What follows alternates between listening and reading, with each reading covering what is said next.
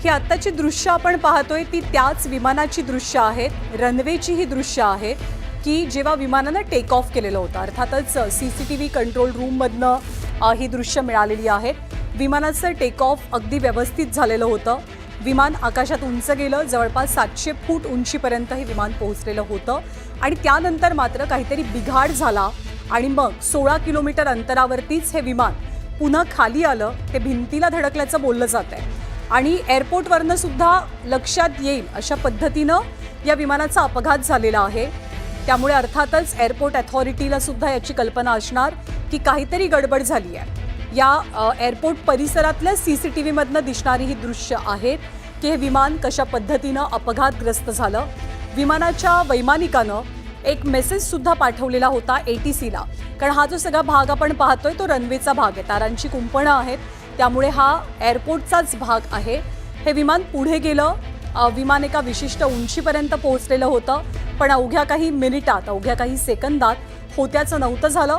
16 किलोमीटरचा जो टप्पा आहे तिथेच हे विमान पोहोचलं त्या पट्ट्यामध्ये जाऊन आणि विमान दुर्घटनाग्रस्त झालं। विमान अपघाताचा हा रनवेवरचा व्हिडिओ सुद्धा आता समोर आलेला आहे की विमान एका उंचीवरती स्थिरावत असतानाच ते पुढे जाऊ शकलं नाही।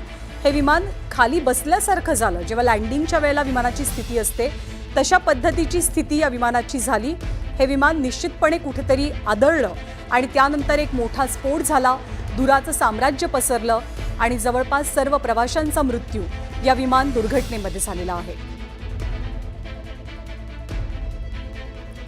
हा एक्सक्लुझिव्ह व्हिडिओ तुम्ही न्यूज 18 लोकमतवरती पाहताय। या विमानाचे वेगवेगळ्या अँगलनं कुणी नागरिकांनी शूट केलेले व्हिडिओज आतापर्यंत आपण पाहिलेत, पण हा अर्थातच सीसीटीव्हीचा व्हिडिओ आहे ज्यामध्ये स्पष्टपणे दिसतंय की विमानानं टेक ऑफ तर केलं, पण काही सेकंदातच वैमानिकानं ATCला एक कॉल केलेला होता। याला मेडे कॉल म्हणजे आपत्कालीन परिस्थितीमध्ये केला जाणारा फोन असं म्हणतात, पण ATCचं असं म्हणणं आहे की या कॉलला रिस्पॉन्स देण्याच्या आधी किंवा वैमानिकाशी जेव्हा पुन्हा संपर्क साधण्याचा प्रयत्न केला तोपर्यंत सगळं काही संपलेलं होतं, होत्याचं नव्हतं झालेलं होतं, विमान दुर्घटनाग्रस्त झालेलं होतं। याच परिसरामध्ये BJ मेडिकल कॉलेज आहे, त्याचं एक हॉस्टेल आहे, त्या हॉस्टेलच्या भिंतीवरती मेसवरती जाऊन हे विमान आदळलं। तिथे संपूर्ण या विमानाचे अवशेष आपल्याला सध्या पडलेले दिसतात आणि केंद्रीय गृहमंत्री अमित शहांनी सुद्धा याच परिसरामध्ये नुकतीच भेट दिली आहे।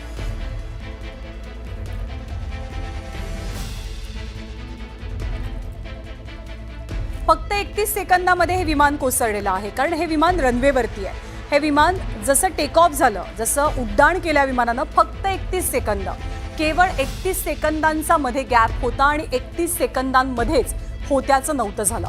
प्रणव पटेल आपल्याला अधिक माहिती देतील। प्रणव, ये विजुअल सामने आए हैं, ये हमें दिख रहा है स्पष्ट तरीके से कि ये जो टेक ऑफ हुआ है उसके बाद कुछ ही सेकंदों में ये दुर्घटना घटी है, तो क्या जानकारी मिल रही है इस विजुअल्स के बारे में? मैं कह सकता हूं कि अहमदाबाद इंटरनेशनल एयरपोर्ट से एयर इंडिया की AI-122 जो फ्लाइट है वहां से वो उड़ान भर रही है और कुछ ही सेकंडों में ये फ्लाइट यहाँ पर अहमदाबाद सिटी में ही क्रैश हो रही है।